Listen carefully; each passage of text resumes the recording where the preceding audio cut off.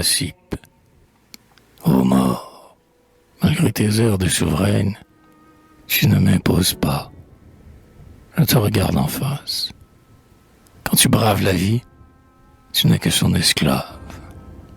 C'est son triomphe que tu prépares, sous le semblant de tes conquêtes. Tu penses commander et subis une loi. Ton geste impérieux se tourne contre toi. Un jour, tu me tiendras sous ton talon de glace. Tu m'escortes partout, et tu ricanes, parce que tu pourrais, au moment où je parle, me faire trébucher, vaincu. Mais je ris, moi qui peux, sans attendre ton heure, arrêter d'un poignard le rythme de mon cœur, ou bien vider la coupe de ciguë. Tends à ta volonté, un piège sous mes pas. Je sais qu'au jour la nuit s'enchaîne, tu serais redoutable, en étant incertaine. Tu guettes, je ne l'oublie pas. Je m'en donne au lâche l'effroi du mystère que tu nous scelles. Quand on a modelé ses actes sur sa foi, on t'accueille d'une âme sereine. C'est ainsi que parlait Eurycipe. L'agonie sur son front ne crusa pas de rides.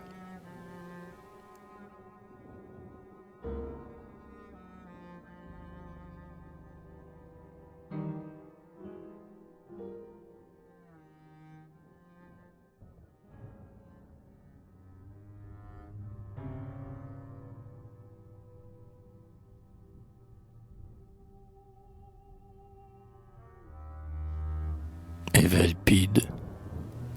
Passant, vous qui savez ce que j'ignore, est-il vrai que vos jours l'emportent sur les miens? Quand je disais, en ma vieillesse, que l'âge d'or a précédé l'âge d'airain, les jeunes gens riaient, répondant, c'est la fable.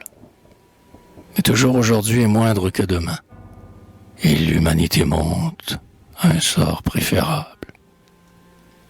Avait-il raison? Rêvait-il? Ai-je marché trop tôt sur les routes du temps? Et la lumière éclaire-t-elle moins d'injustice, moins d'ignorance, moins de souffrance? Sans doute, c'est un autre soleil qui est lui.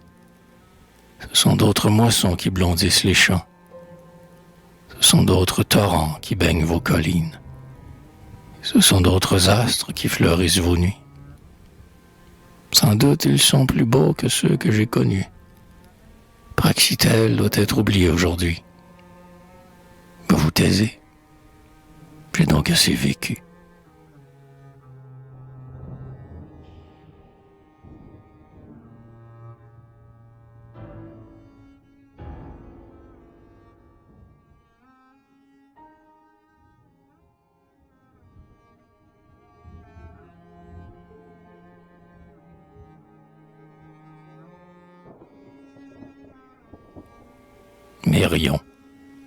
Mérion ne s'est pas soucié des sacrifices, des fêtes, des offrandes.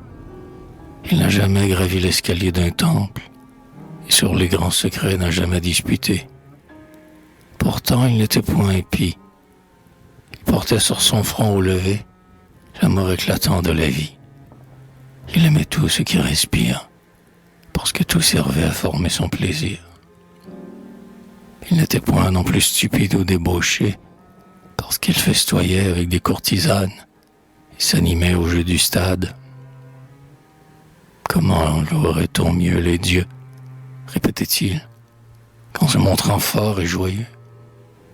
Je les honore dans leurs œuvres. Le plus beau temple est une femme, la meilleure offrande un baiser. Je place mon culte en mes actes, et je ne lève pas un doigt sans adorer.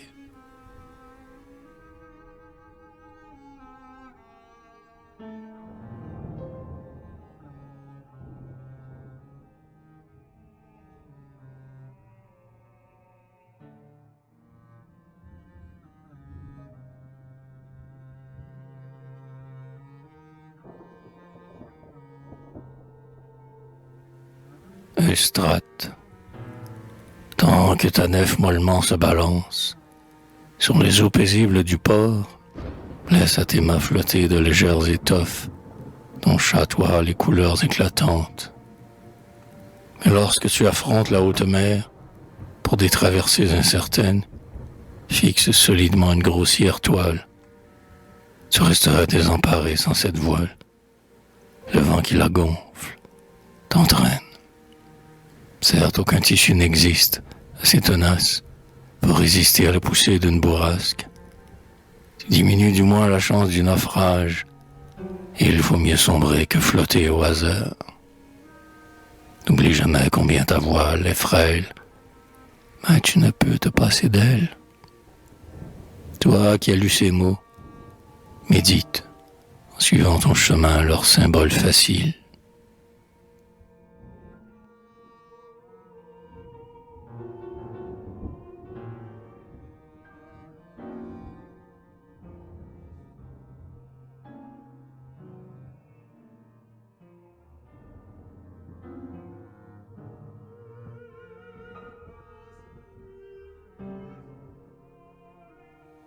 Téléphron, je n'eus pas un meilleur partage que la plupart de ceux qui sont nés. Mais du moins je fus assez sage pour ne m'en être point chagriné.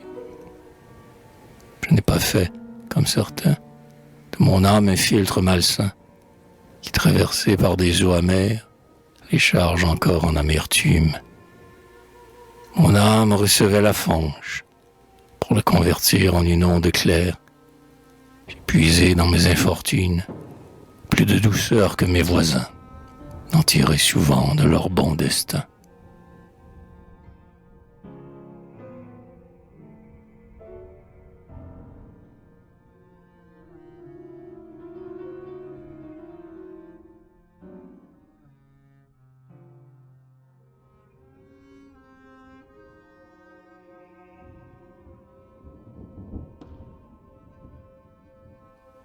Tisamène, peuple envieux, tu rougis d'habiter la plaine, et laissant friche tes champs, tu dardes des regards méchants sur la montagne où demeurent les maîtres.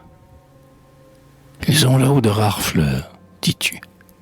Ils ont la vue sur l'étendue, tandis qu'un étroit horizon enferme le désert qui porte tes maisons. Tes outils convertis en armes, tu t'attaques à la montagne et tu la sapes. Et ton rêve est qu'un jour son bloc soit répandu et dispersé sur une plaine égale. Quand tu auras d'un pied surélevé ton sol, crois-tu, peuple, que tu seras un maître alors? Crois-tu que l'horizon reculera ses bornes et que les fleurs des cimes orneront tes jardins? Pendant que tu étais occupé à ton crime, et que la jalousie et la rage et la faim te torturaient, je cultivais le coin où mon humilité me condamnait à vivre. J'étais heureux. La terre, fécondée par mes soins, me dispensait des roses parfumées. Qu'aurais-je été chercher plus loin? À l'abri des autant, mes treilles mûrissaient. Un ruisseau frais et limpide m'était versé par les sommets. Et dans l'ombre du mont, je m'endormais tranquille.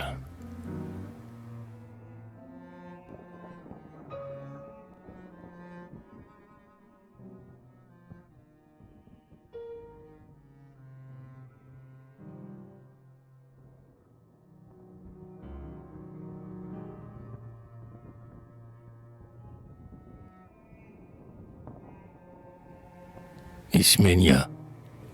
Ô Dieu, l'épigramme funèbre que je veux graver sur ma pierre ne sera point une prière. Qui prétendrait sans rire que là-haut, dans l'Olympe riant, il y a des échos répercutant les bruits de notre humain troupeau? Comment choisiriez-vous entre les vœux contraires, adressés à la fois par deux mortels sincères? Et seriez-vous serein devant notre misère? Quel serait mon blasphème et l'injure en vous reconnaissant pitoyable et juste? Plus d'un qui me valait n'a pas eu ma fortune. Vous n'avez pas déchu de votre majesté. Pour votre éloignement, je vous ai révéré. Ces mots que j'écris, vous les ignorerez.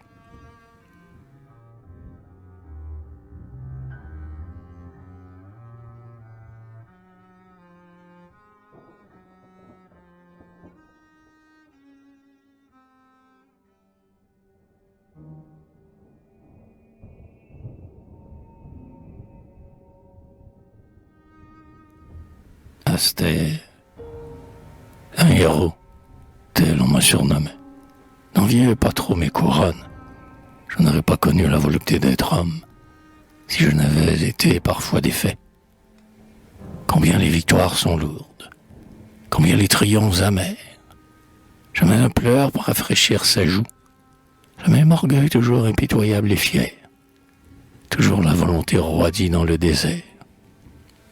Mais elle n'est d'arc si fort tendu qu'il ne soit à la fin brisé. Et je mesurais à mes chutes les hauteurs où j'étais monté.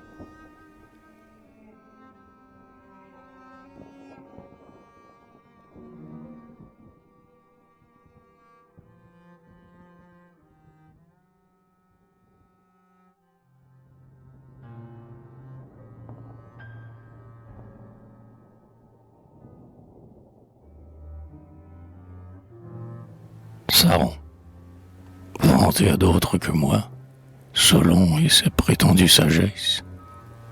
Le cas de Crésus fut le mien, et que pauvre auprès de ce roi, j'ai commencé par la richesse, et misérable fut mon déclin.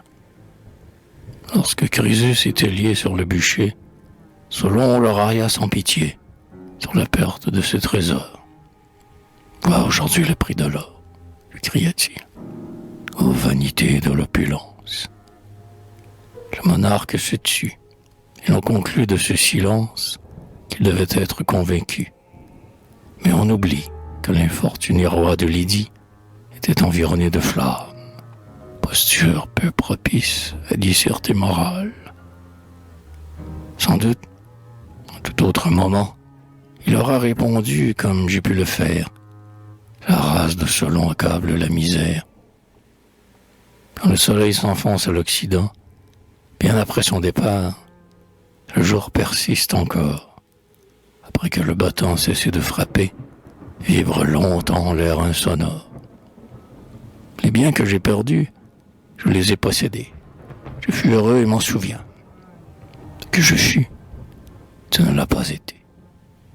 Et tu ne te rappelles rien.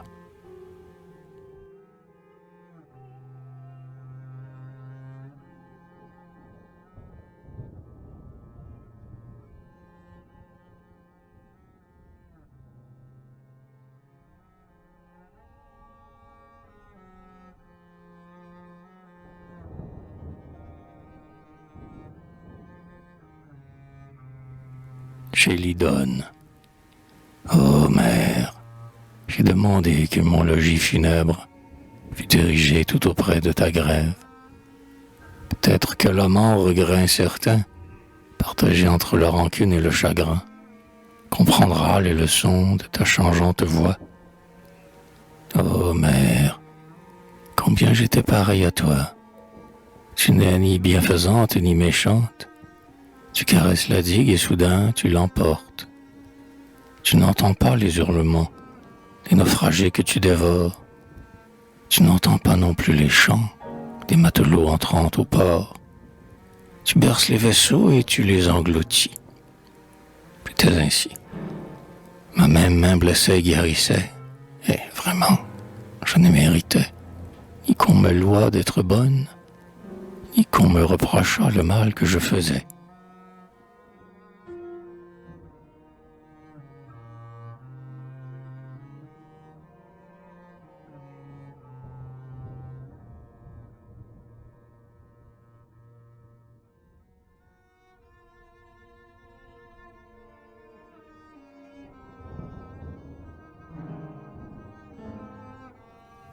Lénagoras, ne me demande pas où je suis aujourd'hui.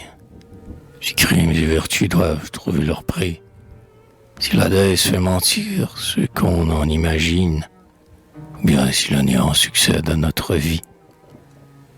Quel que soit le secret que renferme la tombe, Tu maudirais ma voix si je pouvais répondre, car je t'aurais d'un coup ravi, le courage ou la liberté.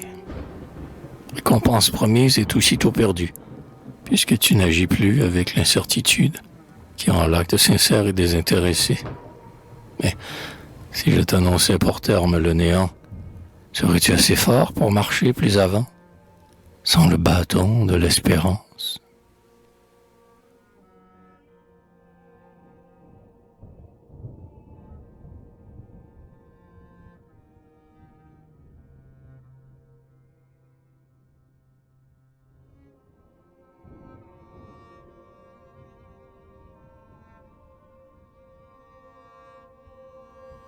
Diophante. Eros m'a dit, pour ton ami, je veux que des chansons fleurissent. Ta lèvre en sera le jardin.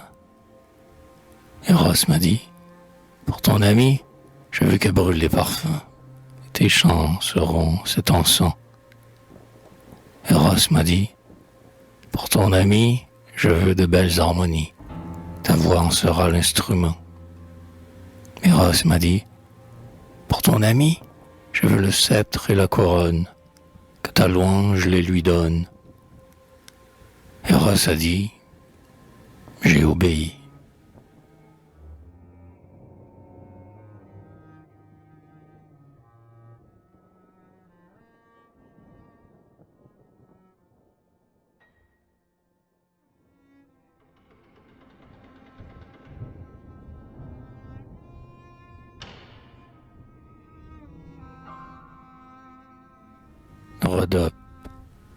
Rhodope l'a saoulée de calame et parchemin. Elle n'est pas savante, il l'avoue sans chagrin. Elle a de petits seins fleuris et parfumés. Elle a la bouche fraîche et rouge, comme les fraises des forêts. Ses yeux sont brillants, sa chair est douce.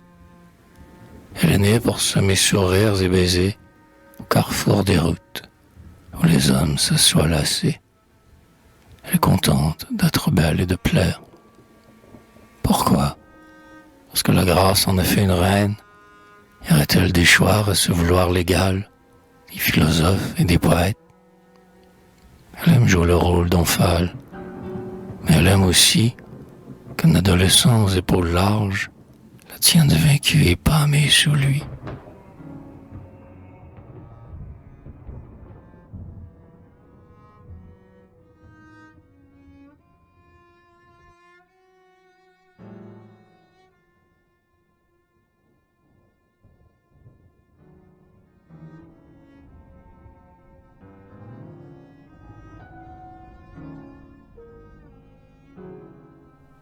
Héliodore, toi qui n'as pas de nom, idée, être infini, conscience suprême, sur le seuil de ma tombe, je t'adore et j'inscris la foi qui m'a valu la haine de tes prêtres.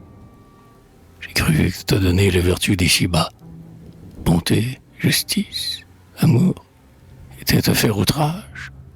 Mon esprit ne te conçoit pas, mais tu n'es point à notre image. Je ne t'ai pas traité en juge corruptible et ne t'ai point prié de m'être favorable. C'est mépriser son Dieu qui exigeait un miracle. Tu es, j'en suis certain. Cela suffit.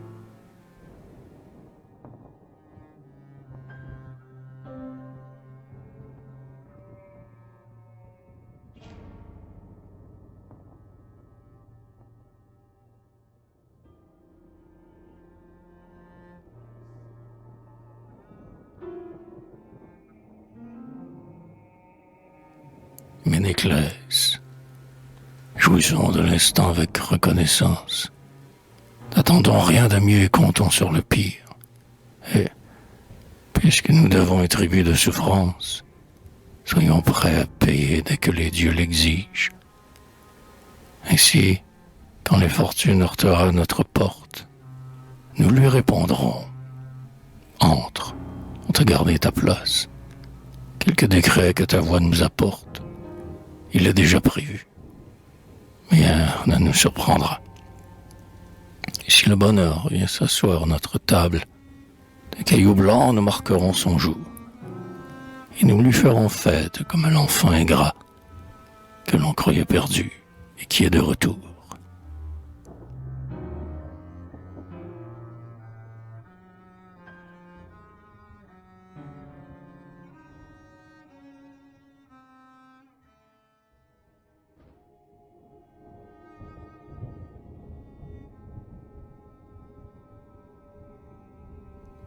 Antouza.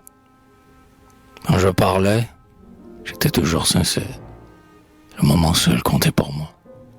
Si les instants ne se ressemblaient pas, du moins je demeurais la même.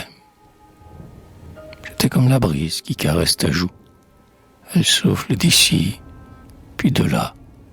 Moi je disais tantôt ceci, tantôt cela, et le contraire tour à tour. Voudrais-tu retenir la brise entre tes doigts? On rêva de fixer ma parole. Pourquoi?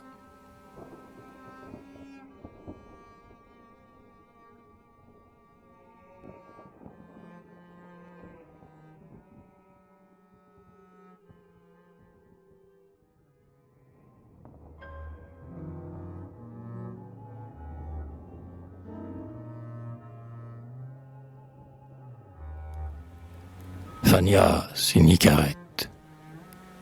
Ici sont réunis suivant leur volonté Phanias et son disciple Nicaret, et leurs ombres amis conversent dans l'immobile éternité. Je fus le jardinier de ton esprit inculte, par mes soins tu portas une moisson d'idées. Je me souviens de nos longues disputes, sous l'ombre frissonnante des forêts d'oliviers. Je t'avais tant nourri du miel de la sagesse, ô mon fils, que, devenu robuste, tu secouas le joug bienveillant de ton père.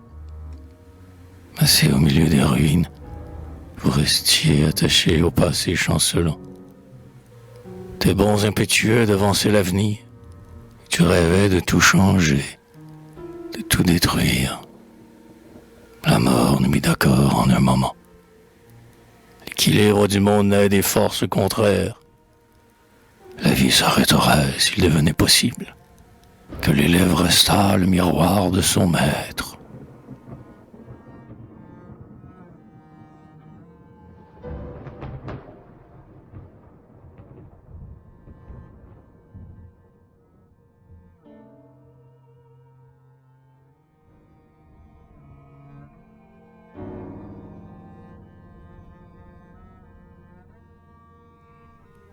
Calops. Écoute ce qu'en un soupir, tout bas, murmure le poudre de la route. Ô voyageur, tu m'écrases, tu me foules, et je ne suis pas vil, et je ne me plains pas. Il n'y a point de honte à subir son destin. Pour la plupart des hommes, il est semblable au mien. Le hasard suffirait d'un souffle impétueux pour que je sois porté sur les cimes des cieux. J'étais humble dans la cité, et j'attendis sans rougeur ni révolte le vent qui ne s'est pas levé.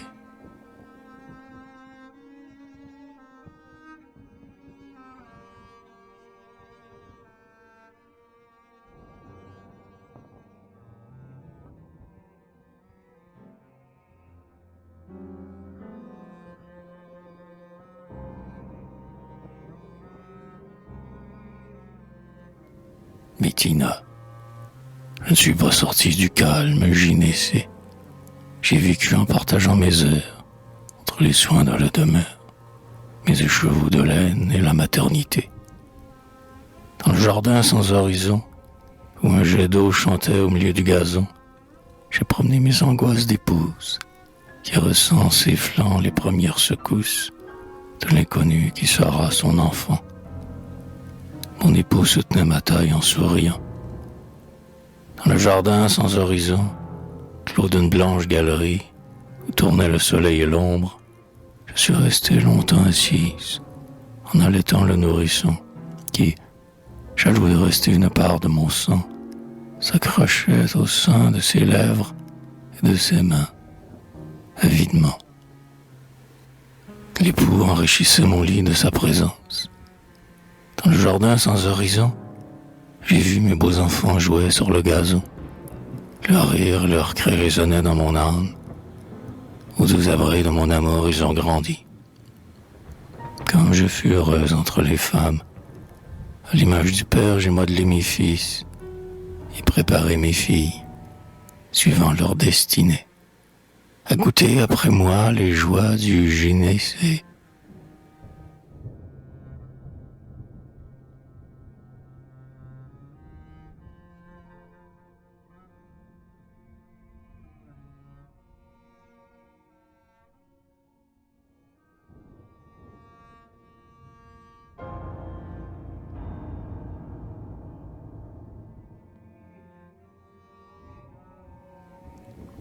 Œdème, passant au front penché, aux yeux gonflés de larmes, lève la tête, sèche ta paupière et regarde la campagne sourire au ciel qui lui sourit.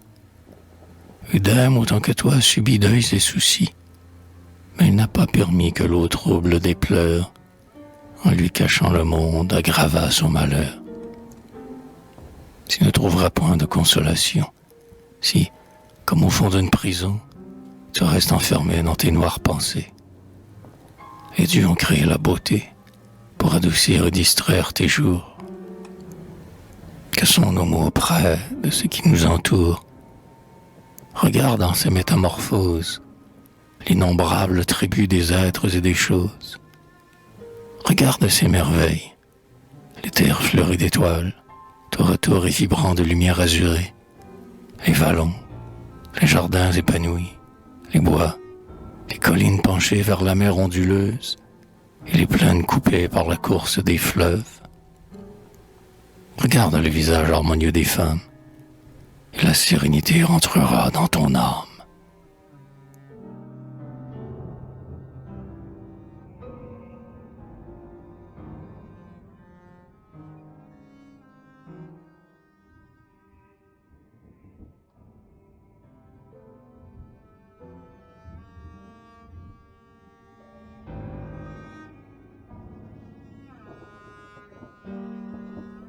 Polémon.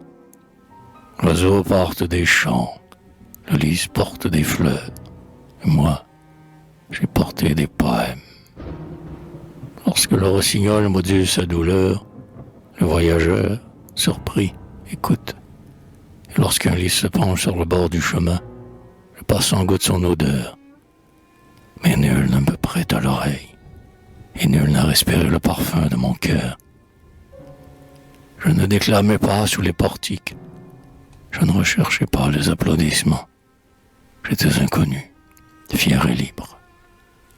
Et cependant, j'aurais la gloire la meilleure et la plus douce. Si, loin dans les âges, un jour, ma voix pour écho une larme, un soupir.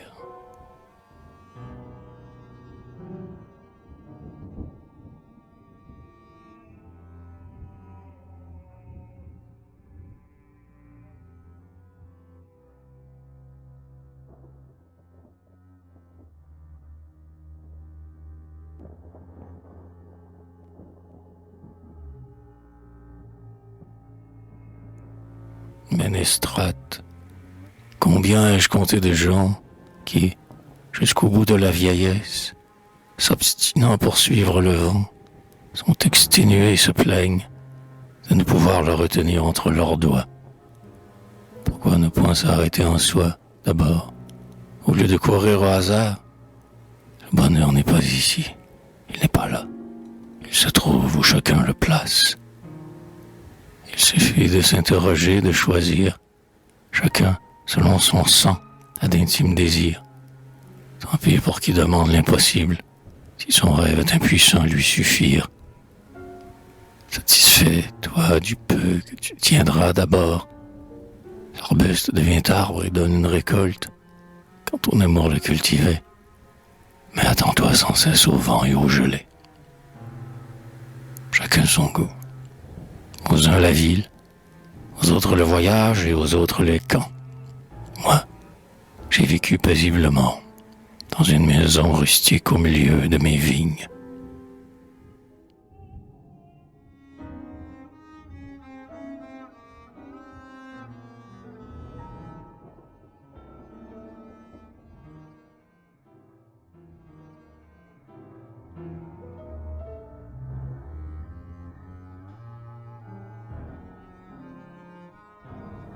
Calais.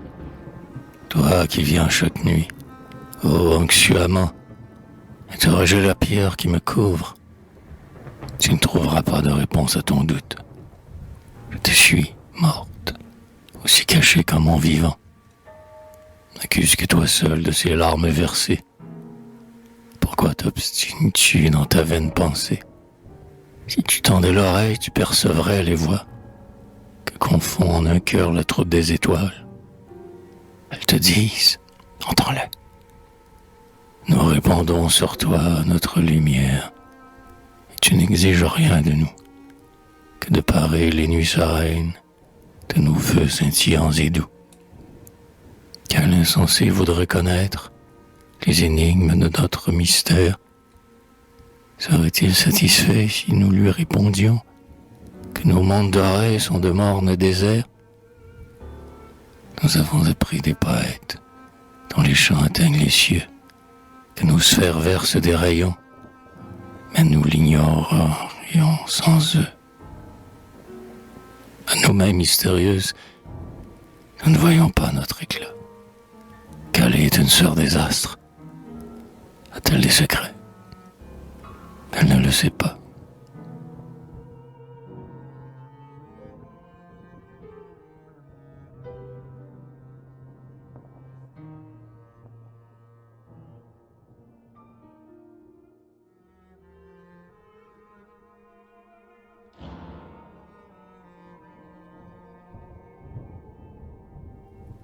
Hippoménès. Et quoi, dis-tu? Voici la stèle de ce fameux Hippoménès qui prétendait que rien n'est faux ni vrai et que tout peut se soutenir et se nier. Mais en souriant, tu ajoutes, il eut pourtant la certitude de son doute et démentit ainsi lui-même sa doctrine. Nouveau Socrate, il a bu la ciguë au lieu de se soumettre à l'ordre de ses juges qui le sommet de se dédire. Ô vanité des philosophes, je te réponds, passant, tu as raison, et Hippoménès n'eut pas tort. Aucune opinion ne l'emporte, et ma doctrine et son contraire ne sont pas plus la vérité que le mensonge. Mais nos idées sont notre bien. Gardons ce qui nous appartient. Le culte naît dans le martyre, et le devoir du philosophe est d'être libre.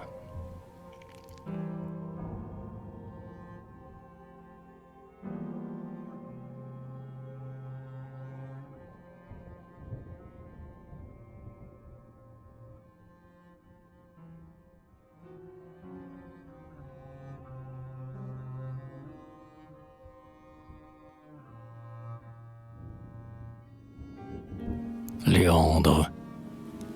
J'étais sculpteur. Croyant que l'art n'est point dans la copie servile, j'ai laissé à Miron sa renommée facile et son public de sots admirateurs. Sa génisse d'airain abusait les bergers. L'aiguillon à la main, il venait la toucher. L'étang se collait après elle, les veaux se suspendaient à ses mamelles, les taureaux en rut l'assaillaient, mugissant. Au temps de ma jeunesse, j'avais dans le paros éblouissant taillé la forme nue d'une déesse. Mais lorsqu'à mes amis j'eus découvert mon œuvre, je lus l'envie de ce corps dans leurs yeux.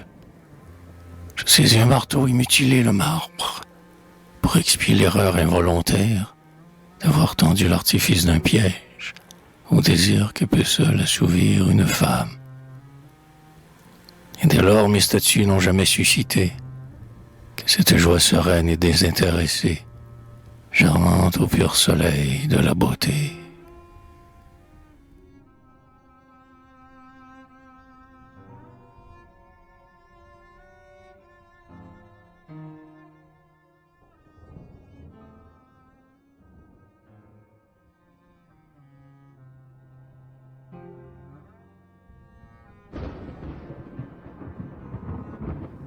Philénis.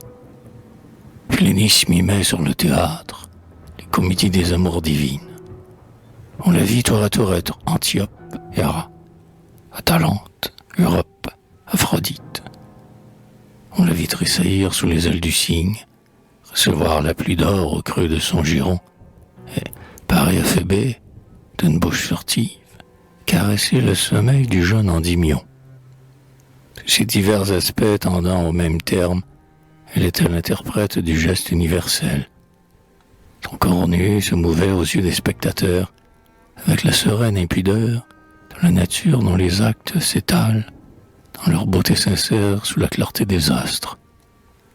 Et, lorsque des gradins en demi-cercle, des désirs ardents par milliers, rayonnaient à la fois vers elle, il lui semblait remplir un office sacré.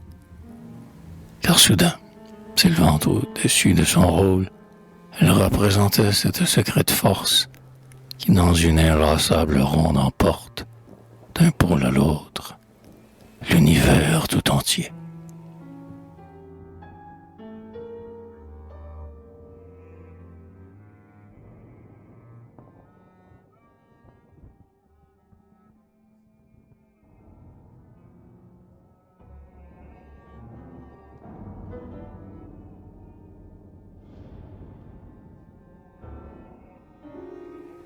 Mégistoclès.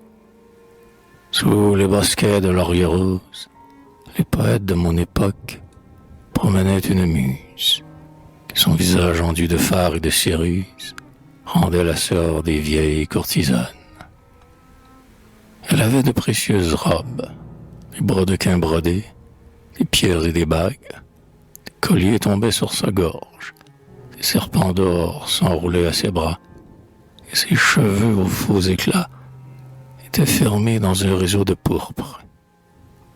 Telle, elle était louée de tous. Je suis venu avec ma muse toute nue. Elle n'apportait pas d'inutiles ornements. Son sein se refusait aux bandelettes.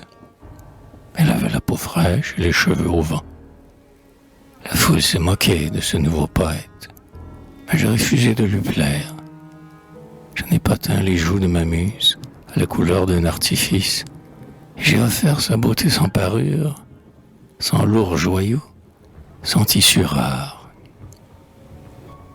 Passant, si j'eus raison, pense cipe, une guirlande de feuillage.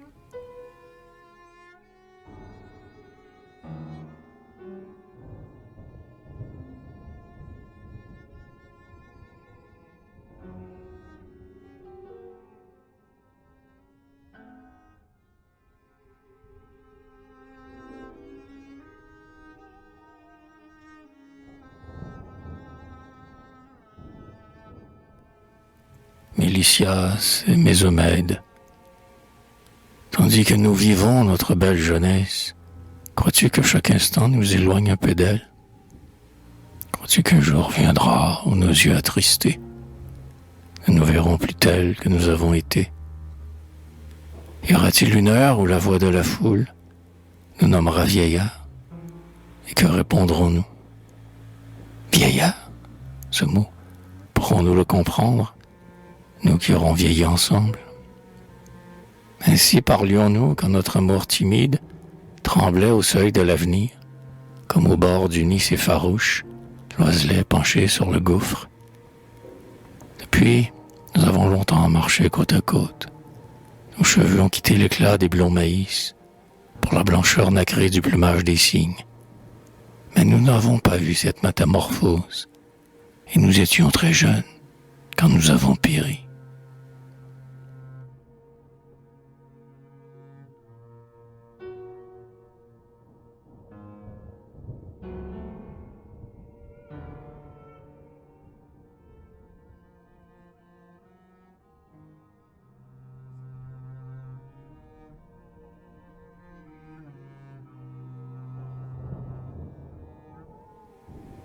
Hermophile, double revers des choses de ce monde.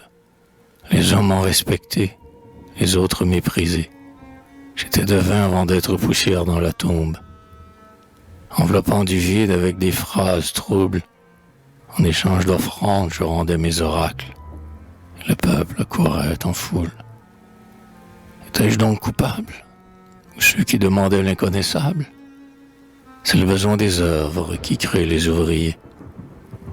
Chacun trouvant dans mes paroles l'espoir qui encourage et la foi qui console, se les interprétait au mieux de son désir. Quand certains m'appelaient artisan du mensonge, indifférent, je laissais dire. Si, la sachant, j'avais crié la vérité, on m'aurait bientôt mis un pavé sur la langue.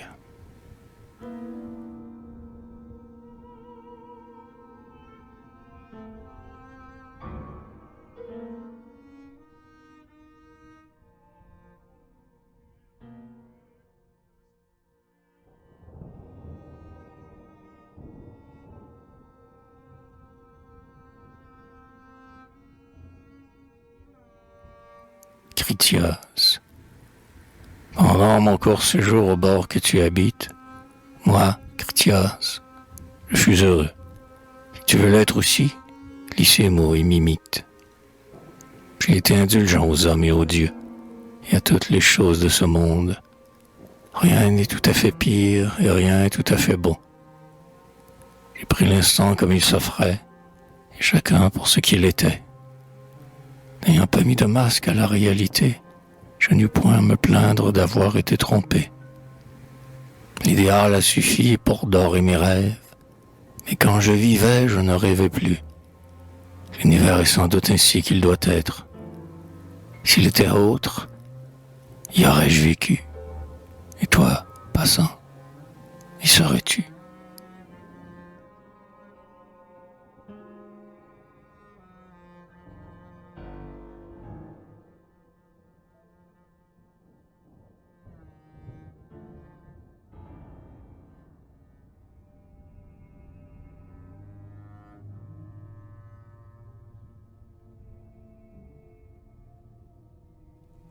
Ménodote, sais-tu pourquoi dans la nature, toute chose s'efforce à l'emporter et lutte? Comprends-tu les mystères de ces champs de bataille qui sont la terre et le ciel et la mer, où toujours le plus faible nourrit de son cadavre son impitoyable vainqueur, vaincu demain? Je devine pourtant que la nécessité, en menant l'univers par un sanglant chemin, tente à réaliser la suprême unité, la force consciente, immuable et parfaite. Du suc des plantes et de la chair des bêtes, qui d'abord s'entre-dévorèrent, tu tires l'aliment nécessaire à ton corps. Sous les jardins en fleurs, on doit pourrir un terreau, et il faut des martyrs pour qu'un héros se lève. La part de la victime est la plus glorieuse, qu'à l'holocauste saint, elle s'offre avec orgueil. La révolte est vaine, folie et sacrilège. Ne parle pas de la justice. Tu invoques ce mot pour fuir ton sacrifice. Ce que tu nommes juste est peut-être l'injuste. Justice, où la vois-tu? Et tout marche à son but. Innocent du crime qu'on m'impute, moi, Ménodote, je péris. Dans la cité, ma mort a ramené la paix. Infime citoyen, je sers dans ma mesure à la grandeur de ma patrie, puisqu'ainsi je la satisfais.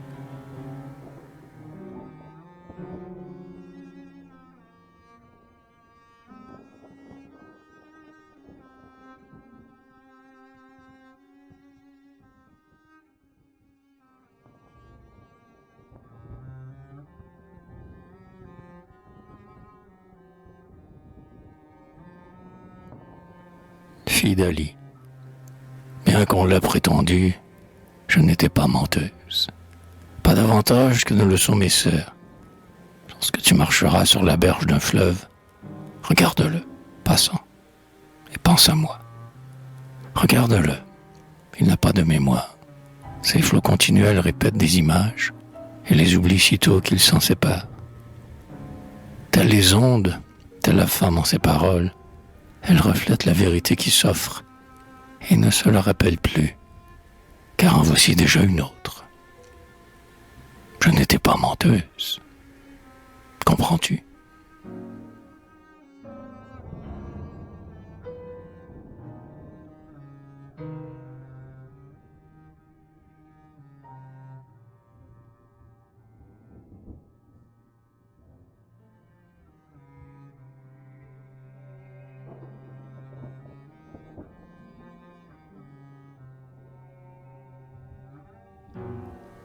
Sos.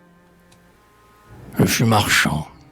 Dans ma boutique, j'ai pendant de longs ans pesé le grain selon des balances exactes. J'ai la calme fierté d'avoir rempli ma tâche et dédaigne celui qui m'aura méprisé. Chacun occupe également sa place. Aux uns, elle est étroite et aux autres plus large. Mais tous les hommes sont utiles dans la cité.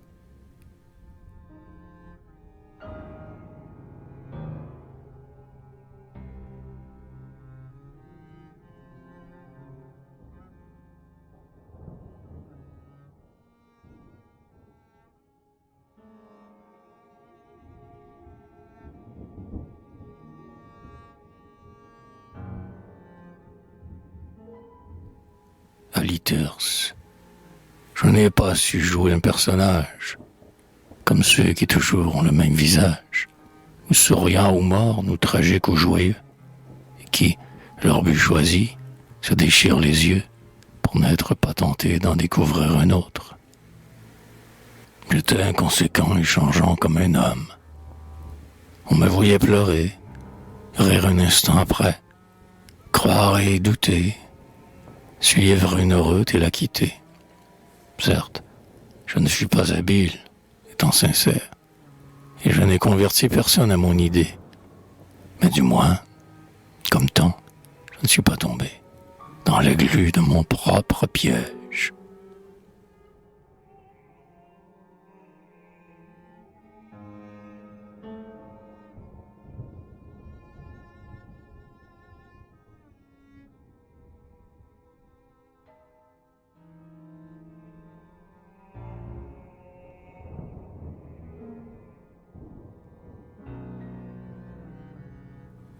Charito et Périmède. Passant, toi qui sauras ce que nous sommes, garde-toi de hausser les épaules, en nous voyant ensemble ensevelis. Charito descendit sous terre la première, et plus tard Périmède a pris place auprès d'elle, comme il le lui avait promis. Nous ne pouvons te dire si nos ombres amies sont restés fidèles, si tendrement ils sont réunis dans un songe sans fin, comme nous le rêvions. Mais pense à toi, nous t'en prions.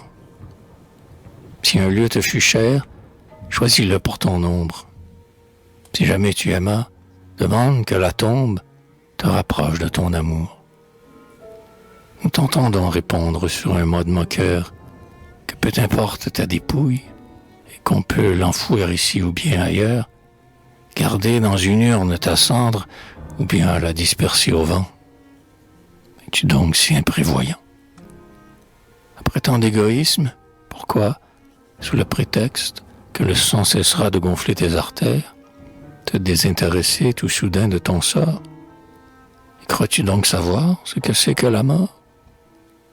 Écoute encore avant de nous quitter. Peut-être nous sommes-nous trompés, mais notre joie, dont tu doutes, est possible. Pense quel deuil serait le nôtre si nous devions par notre faute subir l'éternité d'un mutuel exil.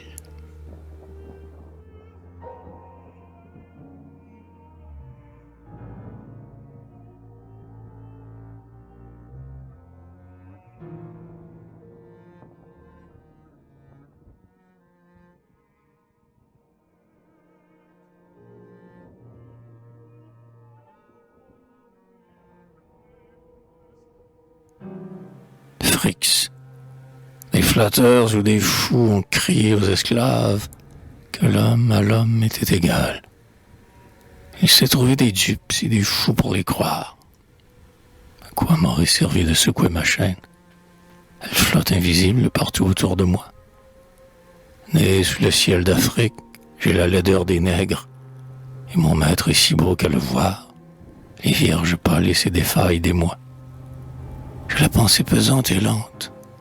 Mon maître a l'esprit prompt et souple comme une aile. Mais allez demander aux esclaves, mes frères, lequel est mon rival lorsque dans une lutte, je serre sur l'un d'eux l'étau de mes bras nus.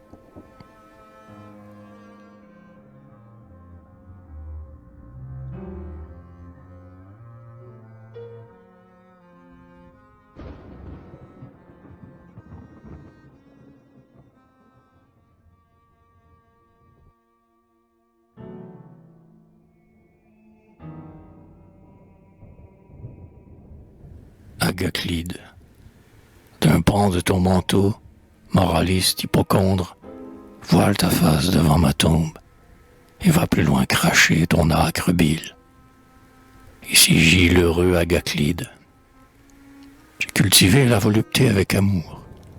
Son odeur embauma chaque heure de mes jours. Mon existence fut une fête incessante, fête de ma pensée et fête de mes sens. Le corps en joie tient la tête joyeuse. Tirant de toutes choses tout le plaisir possible, j'offrais mon être aux caresses mystérieuses, de l'air, des parfums, des saveurs, des sons, de la lumière et de la brise. Mes yeux étaient pareils à des miroirs sensibles, mes mains touchaient avec ivresse, ma bouche aimait les mots et les baisers. Mais je gardais de la mesure avec sagesse, et je m'arrêtais sur le bord, où de l'excès va naître le dégoût, et où la volupté verse dans la débauche. Mon esprit jouissait tour à tour de toutes les idées.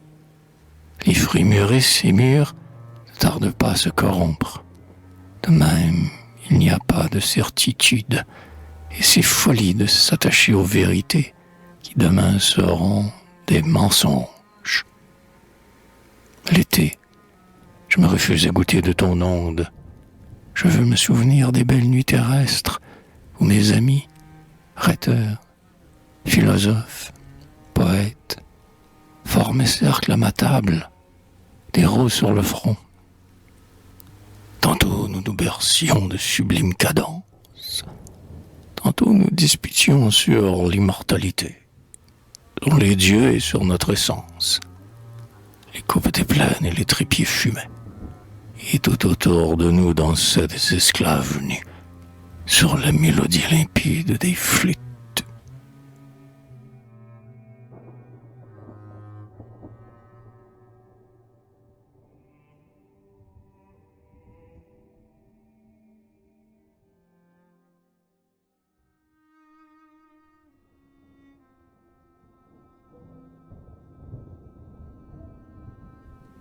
Déméas, n'imite pas le renard envieux qui, ne pouvant atteindre des raisins, l'écume à la bouche et les yeux en feu, fouille le sol de ses griffes, afin que la racine nue le cep pourrisse. Soit le bon jardinier qui, par un cuisant jour d'été, arrose le pied de la vigne. Les grappes gonfleront pour une autre soif. C'est ainsi que le monde va. Le renard n'a, lui, ni fruit ni mérite.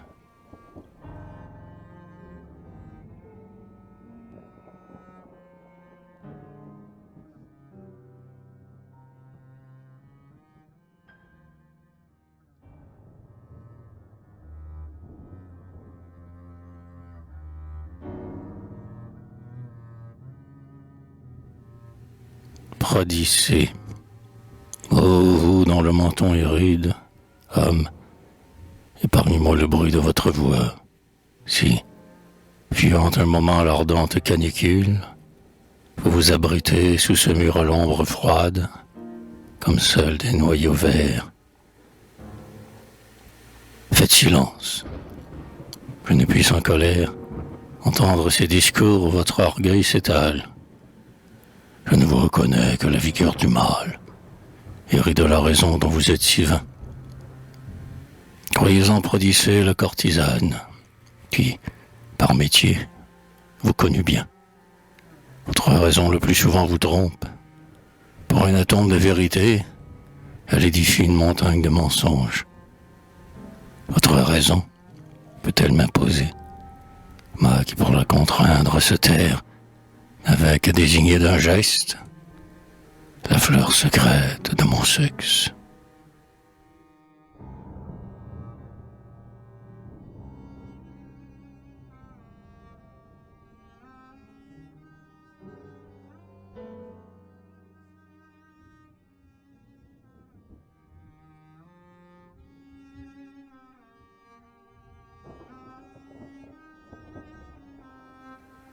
Férès.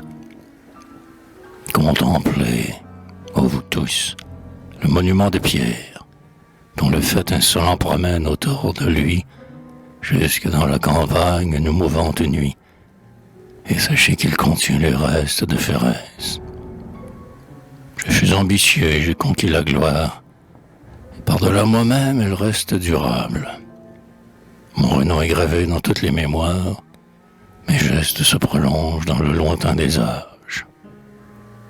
Ce fastueux tombeau frappe d'étonnement, et ses inscriptions dirent véridiques, couvrant de leur clameur la voix des humbles cipes, forcent les mains à battre un applaudissement. Certes, il croulera et mon nom périra, mais à l'oubli final je me suis préparé. Ne vous réjouissez donc pas, vous qui déjà vous écriez « Ô vanité des vanités !» Que ne vous a-t-on versé dès le berceau? Du poison dans le lait dont on vous nourrissait? Sous la raison qu'un jour le trépas sonnerait? Ou qui mon orgueil fait lever les épaules? Ma gloire passera comme c'est son destin. Qu'importe si du moins, toute vaine qu'elle est, je l'ai tenue ainsi que je la désirais. Votre détachement, à vous, est aussi vain.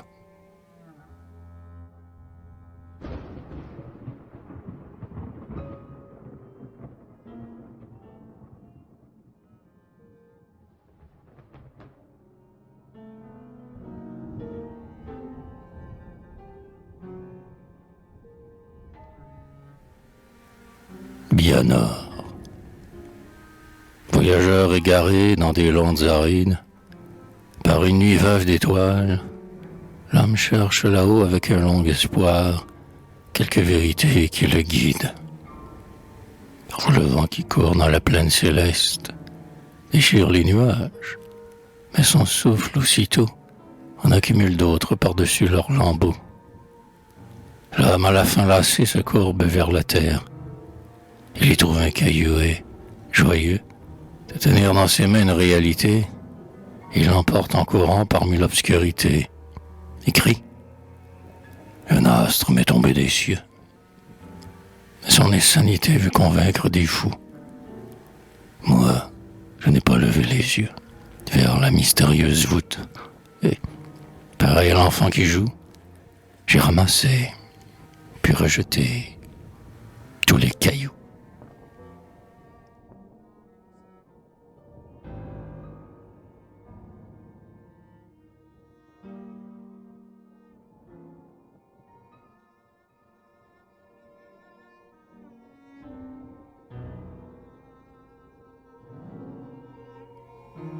Ce cendre, artiste qui m'apporte une coupe d'argent, savamment ciselée, je prise ton ouvrage, mais tu as, sur le bord, tracé des ornements qui déchirent ma lèvre en quête d'un breuvage. Reprends donc cette coupe dont je n'aurai que faire. J'ai mis une tasse de poterie grossière ou de cristal tout nu. J'ai soif et je veux boire. Reviens demain avec une coupe commode. Quand je l'aurai vidée, j'admirerai sa forme. Qu'elle soit de métal précieux, j'y consens. Qu'une troupe de faunes et de nymphes dansant en décore le galbe, et ce sera merveille. Bien que ce cendre n'ait pas été orfèvre, cet apologue lui fut de bons conseils.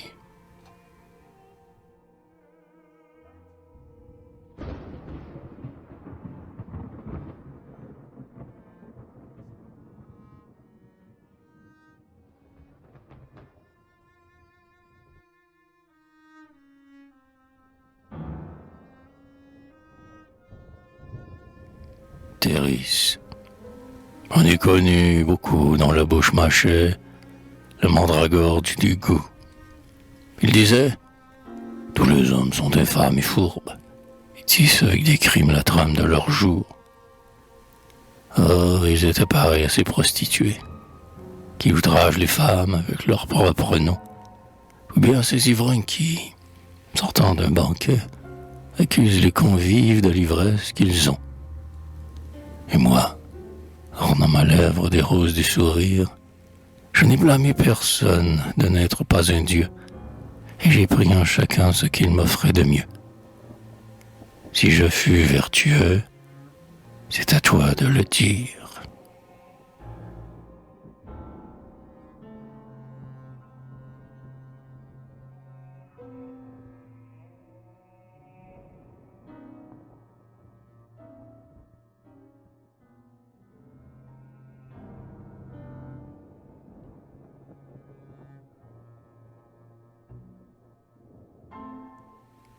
Mélite, ne cherche pas dans le passé des témoignages sur celle qui repose ici.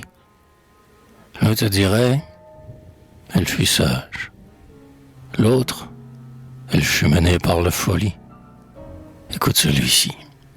Mélite était sincère. Écoute celui-là. Elle mentait sans cesse. Un autre vient. Elle était bonne et douce. Mais cet autre, elle était cruelle. T'interroges personne et continue ta route. Qu'il te suffise d'avoir lu le nom de Mélite sur le marbre, tu sais que j'étais une femme. On ne t'apprendrait rien de plus.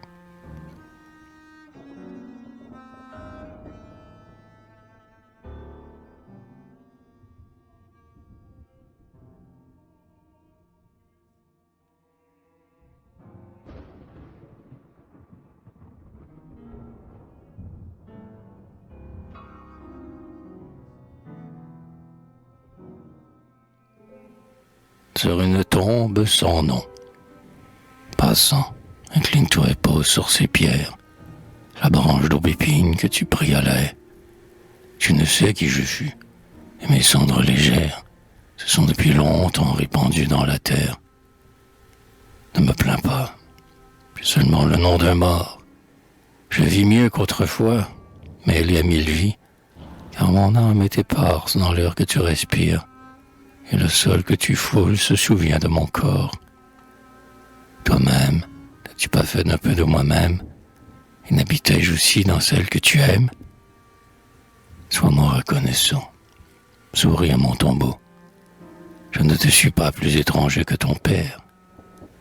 La fosse où j'ai dormi a été ton berceau.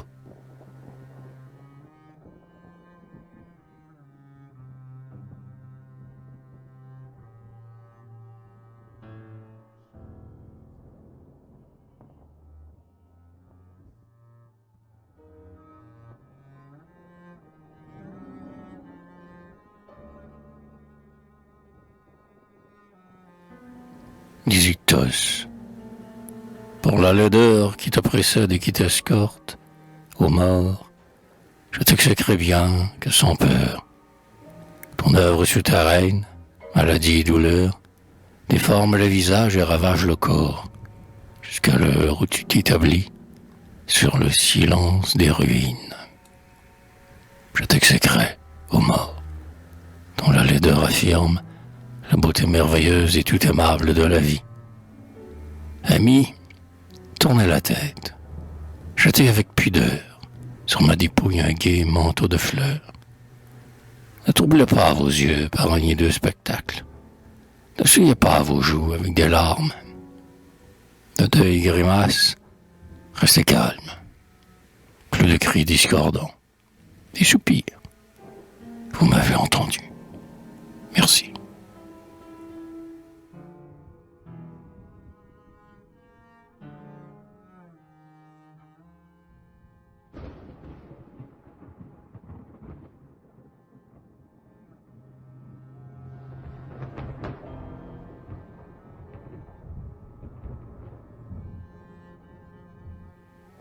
Les pollens. Tous les grains sont pareils qu'un semeur distribue à la petite varasse des sillons. Tous dans leurs flancs gonflés portent la volonté d'enrichir les moissons futures, mais beaucoup sont déçus quand arrive l'été. Des germes ont été féconds et d'autres sont restés stériles. Ici de maigres herbes, et là de hautes tiges. Ici en plein soleil, des épis d'or mûrissent. Plus loin d'autres pâlissent au revers du fossé. Il en fut d'étouffés dans l'ardente mêlée. Il en est de vainqueurs dont la tête domine. Parmi l'humanité, j'étais un de ces grains. Qu'importe quel je fus, s'il y a eu du pain.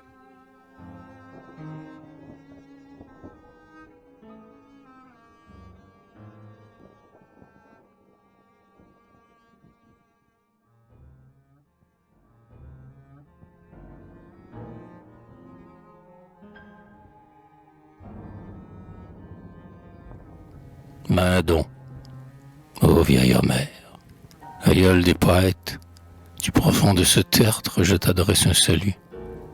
Les chanteurs d'aujourd'hui se raillent des ancêtres. Ils fuient ton ombre large comme celle d'un chêne. Ils vont se brûler au soleil. Laissons derrière nous le passé révolu, disent-ils, et créons une beauté nouvelle. Et leur sottise les rend pareils à l'architecte qui rêverait un temple sans assises. Le culte change, mais la beauté est éternelle.